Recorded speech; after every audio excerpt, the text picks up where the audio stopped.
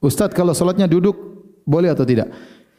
Jadi untuk sholat fardu berdiri merupakan rukun sholat. Barang siapa yang sholat fardu tidak berdiri maka sholatnya tidak sah kecuali ada uzur. Kecuali ada uzur. Misalnya di pesawat dia enggak bisa sholat berdiri.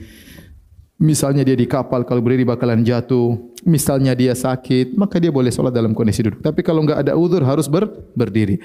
Lain halnya dengan sholat sunnah. Kalau sholat sunnah berdiri hukumnya sunnah. Jadi tidak rukun, tidak wajib. Jadi orang sholat duha dari awal sambil duduk boleh. Orang sholat malam dari awal sambil duduk meskipun dia tidak ada uzur tidak mengapa.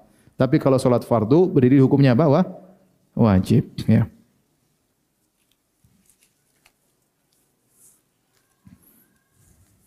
Adapun caranya bagaimana solat di atas kursi kalau dia beruzur, tatkala dia solat berjamaah, maka yang jadi patokan saf bukan kakinya tapi pinggangnya, paham? Jadi misalnya saya begini, duduk begini, jadi ini laki-lakinya di sini yang lain, disesuai dengan pinggang saya, ya.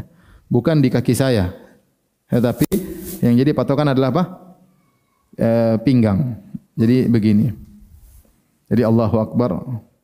Ya, kalau saya ruku tinggal gini, kalau sujud agak sedikit, kalau ruku agak sedikit, kalau sujud lebih rendah lagi.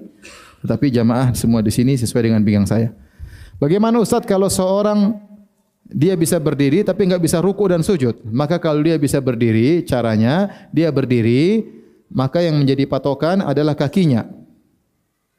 Jadi jamaah begini, dia Allahu Akbar.